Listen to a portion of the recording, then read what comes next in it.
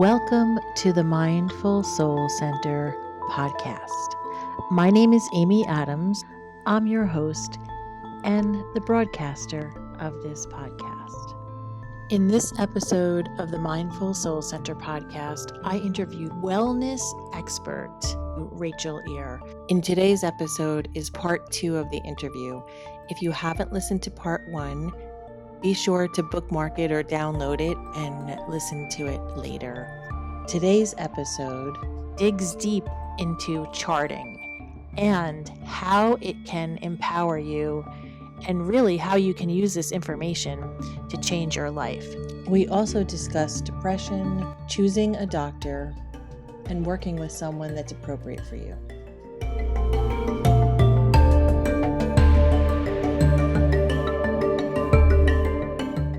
Let's get started.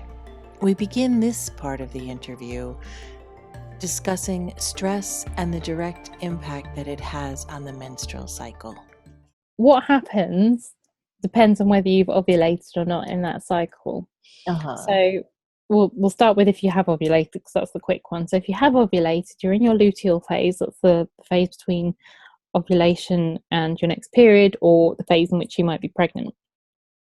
If you get stressed, and it has to be said, it's either a long period of stress or a significant event. So it might be you've got a really big exam that impacts your job in some way. It happened to me a few years ago, unfortunately, when my mum rang me up at 5 o'clock in the morning in tears, absolutely distraught because her cat had just been hit by a car. And she was about 100 miles away from me. There was nothing I could do to get to her. And when this happens, I personally think, your body hasn't it's recognized it's not safe for you to be pregnant, so it just finishes off the cycle.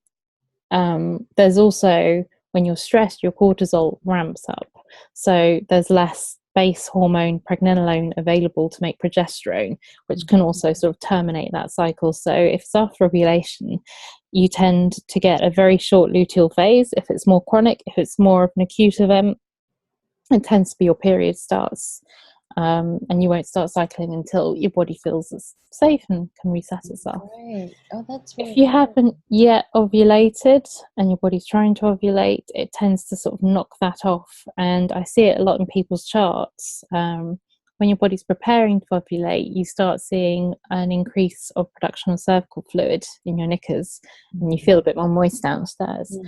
And this should be like a peak around ovulation, then it sort of cuts up and then cuts off and you're dry.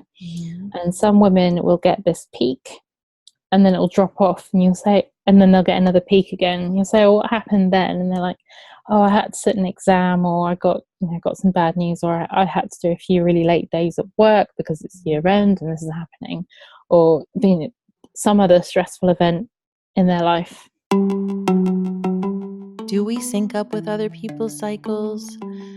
Is the lunar cycle something? We dig into all of these different topics.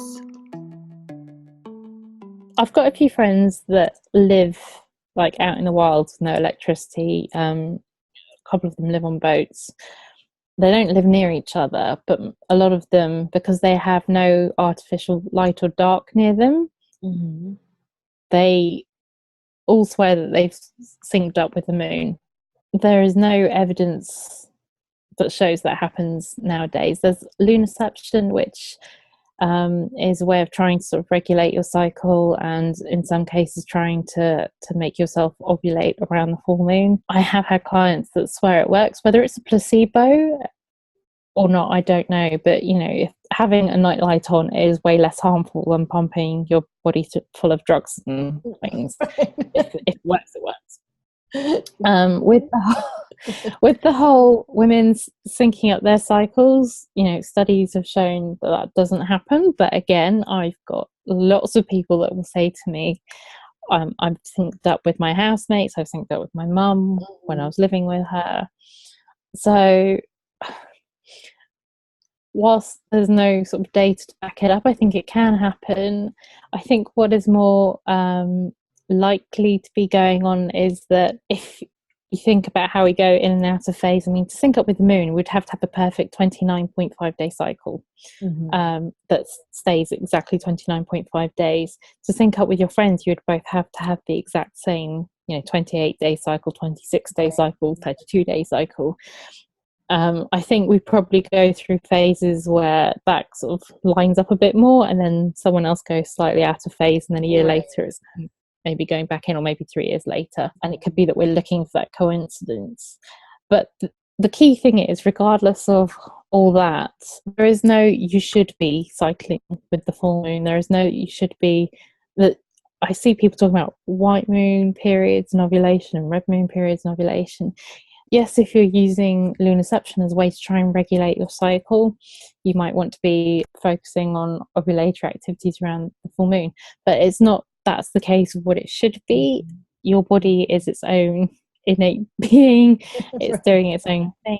If you have a healthy cycle, if you're following what's going on, so in your ovulatory phase, you're feeling more open, you're more creative, you're more sociable.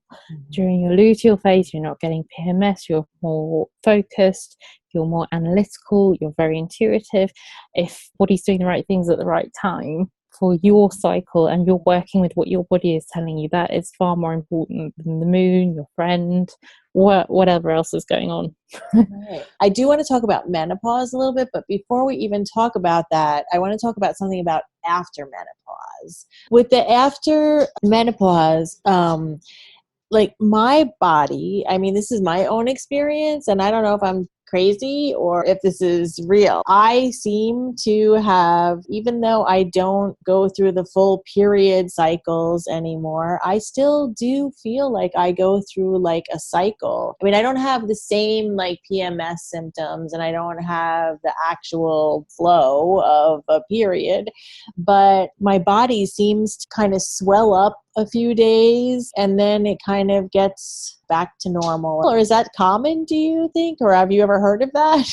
Yeah, so I'm going to start. I'm not a postmenopause expert, but I have heard of that happening. It seems to happen to most people. You do still have estrogen happening in your body. Cells in particular produce a type of estrogen.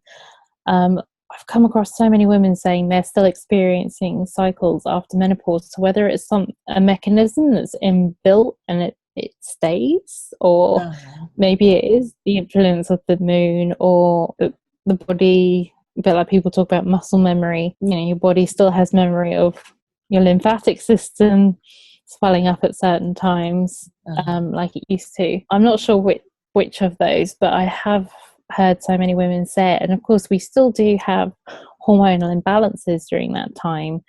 They're just much easier to deal with when you're still cycling because you can see what's happening with them. It's a bit harder to sort of look for them and to find them post-menopause. So if those are still happening, then it totally makes sense that the woman will still go through cycles. What those cycles look like could vary from woman to woman. That's interesting. For me, I mean, menopause was like a nightmare, but it was quick. It was just a couple of years, like some people I've heard go through like very long periods of time where they have really... And some women have 10, 15 years of perimenopause, and then the menopause itself is actually only a day, but I've heard... it's been... Which is why it's important to fix things whilst you're cycling if you can. So I think yoga saved me, actually. I think my hormones were really messed up, and I think, I know they were messed up, but I think I'm not a scientist or anything, but, and the way there's like nervous system that's just linked with everything, and it has something to do with our hormones too, like regulating them.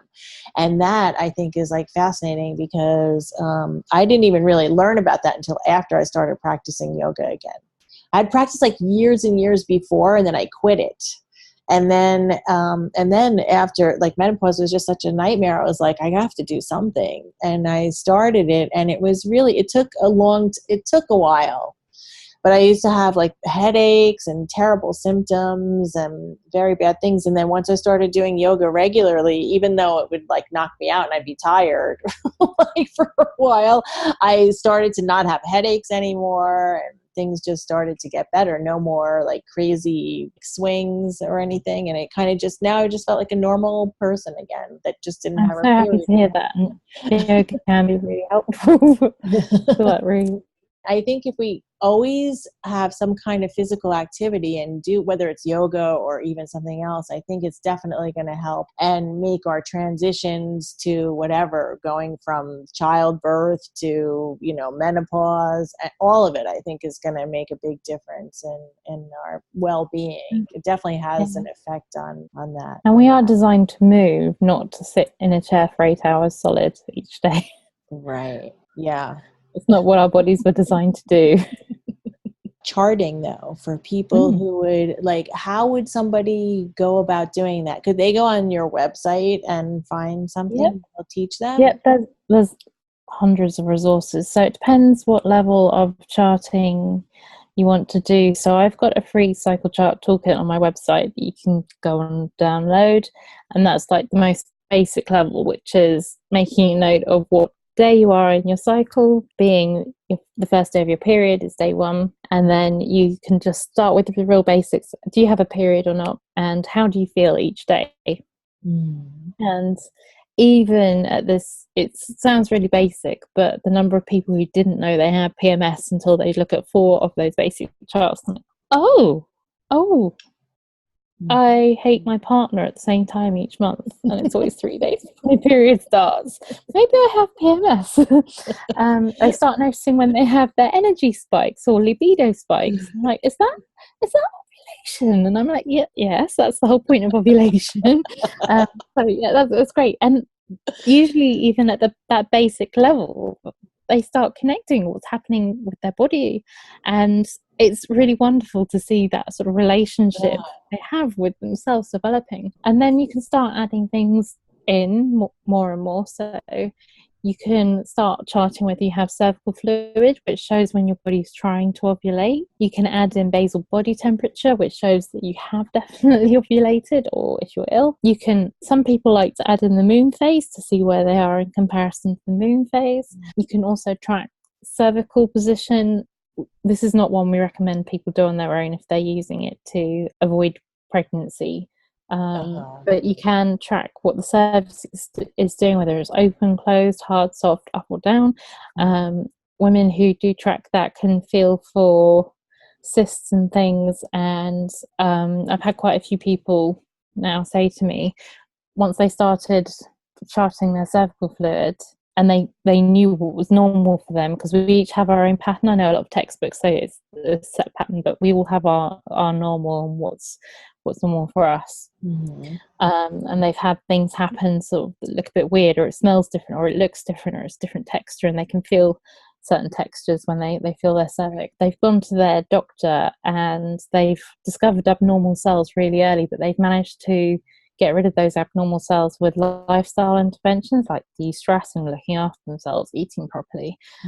Gone back and had a repeat, and the abnormal cells have gone. So it's really amazing. And then the full symptothermal method, which is when you track your cervical fluid and whether you're spotting, whether you have a period, whether you've got your basal body temperature, that is very evidence-based. And the studies show that if you learn with a teacher such as myself, or anyone else who's qualified in that method, I do see some movement in the numbers, but it's 99.2% effective to 99.8% effective when done properly. If you compare that to the pill, which is 98% effective if taken properly, and condoms, which is 97% effective. Wow. And you can use it to choose to avoid pregnancy or to get pregnant, because the number of people who are trying in the wrong point of their cycle is quite surprising. And also, and this is what I really love about it, you can tell so much that is going on with hormones, with inflammation, with stress, without having to time blood tests or pay for expensive tests, or trying to get to their doctor to get the tests. You can start seeing things in the cycle charts, and they can start working on the things that could be causing that. And every few months you start seeing the improvements. So it might be that their temperatures are improved at a certain phase, or the phase is lengthened or shortened to the length that looks right for them. Mm-hmm. That's amazing, though. Really just being in touch with your body and knowing about it to be like a preventative, not just for pregnancy, but for like the whole with the abnormal cells and everything. I find that completely fascinating. Amazing what you can see from them. And even if you're just doing like the high level, how am I feeling? The number of people that have said it's improved their relationships because they know they're more combative or argumentative at certain times. So they're going to make an effort not to go down that route and wait until they're in the sort of clear period and they can express themselves more clearly. And there are times when we do communicate better and you can actually optimize your life around your cycle. So like if you've got a presentation to do or you've got a first date, you want to do that in your follicular phase leading up to ovulation or around ovulation. If you want to negotiate a pay rise, you're going to be a much better communicator when you're ovulating. So that's when you want to ask. Wow, that's amazing. Gosh, I wish I knew all of this stuff back then. I know, it's just, I think we're so lucky to have cycles. I know loads of people, I hate having a menstrual cycle, but there are so many, we've got a window into what's happening with our health, with our fertility, right. What we can work with to achieve so much more, and yet it feels like people are blind to it. Yeah, I just think it's got kind of lost somewhere along the way. There's no avoiding getting personal when you're talking about periods and womb health. Every single month when I would have my cycle, I actually would feel like the exact precise second when it would start. The only way I can kind of describe it, it's almost like when something goes pop. I mean, is that common? Is that yeah? Okay. Yeah, your hormones have suddenly dropped off, in particular progesterone.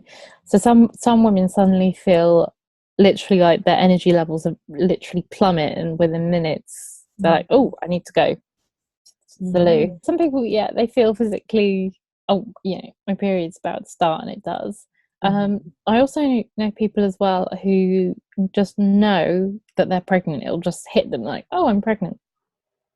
And they're right. And I've had loads of clients who will tell me, I know I'm ovulating right now. And we think that's a 15-minute process. But you there is actually a lymph node that swells up in the legs, so you can actually sort of feel to have it's not, bang on 100% of the time you feel that lymph node come up. They're definitely ovulating, but you'd need to ultrasound it to know for sure. But it matches up with their chart, and they're like, yeah, I'm ovulating, I know I am. It might be that their libido suddenly kicked in or something, but there are definitely a large number of women that are really aware. I tend to know like a day ahead. I'm like, okay, I can feel things changing. It's going to start with today or tomorrow. That's the wonderful thing about charting as well, because you can, if you've got a regular cycle, you can kind of guess when you're going to start. Right. I used to do that sometimes, but then I would get lazy. When I was doing it back in the day, I didn't have an app, or I didn't have any downloads. I don't use an app. I still use paper charts. Oh, do you? Okay.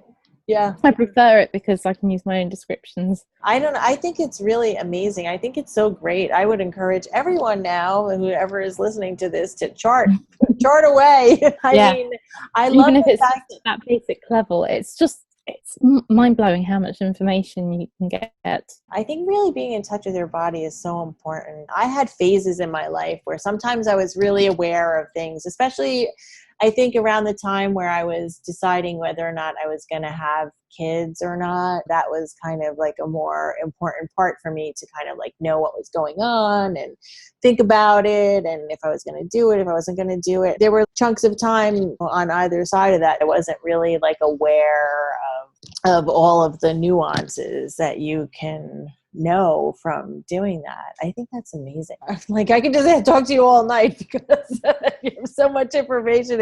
You're so interesting. It's just so fascinating to me. I love talking about periods, so that's fine. That's why you're the period whisperer. In the next segment of the interview, we discuss natural health and finding the appropriate person to work with in the medical field. I embrace all of the like oils and herbs and things like that. For me, that's how I've been living my life for many years. Like when something is wrong with me, I go to, what we call like the naturist here. And I go there and I'm like, hey, I have this problem. And they're like, oh, drink this tea, or, and I mean, and if I go to the pharmacy and I said, I have a headache, they'll give me, ibuprofen or something. Right. But but they're the same way. So even though they're not like pharmacies, I can go there, and I've learned a lot about that. Usually, almost always, the remedies work. I guess what I'm saying is, do you feel like that some of the kind of more standard health system type of doctors, that they're open to that, or is there still kind of like a closed viewpoint of like it's just this way? It really varies from doctor to doctor. I've come across some that they're right, everyone else is wrong. They won't even listen to another doctor. I've got clients who have said the same thing. It's their way or the highway. You've got a problem, you have to go on the pill or whatever medication. That's it, full stop. You don't have any further discussion, rights, or anything. I've also come across doctors who are open-minded, and I've come across, and these are my personal experiences as well. I've even had nurses, midwives, and doctors contact me to ask me, what is this charting thing? Can you point me to resources? Can you point me to the evidence that shows it works? Which is great. I've even had, I turned up to my own doctor for wellness checks. I have PCOS is my underlying condition, but it's been symptom-free since I learned everything I've been having met in my life. And she was like, how do you know it's under control? I was like, well, I've got my blood sugar level charts here, this is my chart. And she'd not seen a symptothermal chart before, but she was really interested, and she was like, talk me through this. So I was explaining the basics. And so, as you can see here, I ovulate regularly, I have regular 29-day cycles, I have a good length luteal phase, it's consistently 13-14 days long, my blood sugar levels are stable, I don't have acne anymore, I'm not losing any more hair up here or gaining down here. So I could show her that, because I massage wombs externally as well. I know where mine sits. So when I had to have my smear test, or pap smear, you call them over there, and because of the body literacy, it was so much less painful, because I was like, okay, I know I've got a high cervix, so you need the extra long speculum. By the way, I'm slightly retroverted and she's to the left. And she was in and out, including putting in the speculum and taking it out, in I think between 6 and 8 seconds, and she got the sample and I didn't feel it at all. I was in no pain afterwards. And that was a really open doctor, and she said, this is amazing, I did not know that, I've never had anyone connect all the dots, but it's obvious when you think about it. And if anyone's listening who's thinking, well, that's not my doctor, you can shop around for a better doctor. I'm in the UK, you still have the right for a second opinion, you might have to travel to a different surgery, you might have to ask see another doctor, but it really is worth going around and finding one who will listen to you, who will give you the time. I know some people have to travel in the States because they can't find one within their network or whatever, but I think it's the time for us all to advocate for better healthcare for ourselves, and find a doctor that will listen to you, because eventually the ones who don't listen to people, and the more we listen to our bodies and we're like, okay, they've given me something and it's not working, so I'm going to see someone else, they're going to find people avoid seeing them unless it's really, really urgent. So but there's also like this kind of weird thing going on in the United States with women's healthcare, and they're trying to not allow people to have contraception, and they're attacking Planned Parenthood and all of these There's things. politicians in the UK saying the same thing here as well. Yeah, I just don't get it. Why can't everybody just be happy and take care of themselves? Have like basic rights. I thought it was rather telling. There was something like there was a picture that went viral. I can't remember how many. It was like a group of white men, older men, more senior, signing legislation on women's health reproductive health. I've just seen something like that recently. There was not one woman present. And not even anybody from other ethnicities or anything. Yeah, it was just... How are they representative of the people they're signing the bill on the behalf of? Yeah, that's a whole... Oh, gosh, the whole politics is... But I don't even understand why women's health is part of politics. I can't even wrap my head around that one. Politics are another discussion and too much of a heated topic. But I will reiterate that I don't think a bunch of old men who don't have wombs should be worried about our wombs. Thank you so much for joining me today. I know that everybody who's listening is going to learn so much. I learned so much. I feel so much more informed now, and I wish I would have known this 20 years ago or 30 years ago.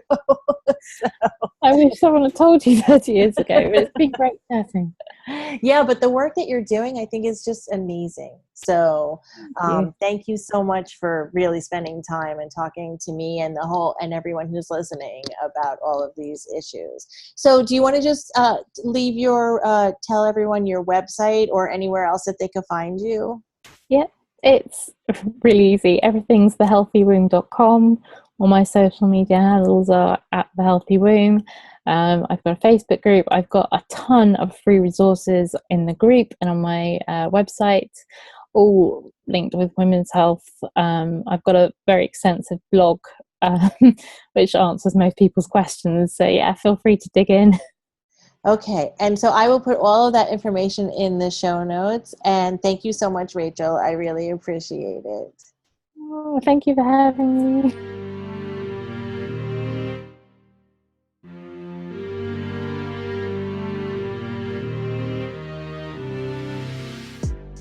Thank you for joining me today in the second part of the interview with Rachel, also known as the Period Whisperer.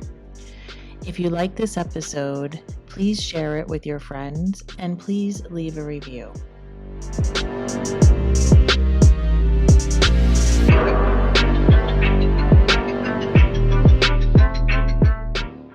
Until next time.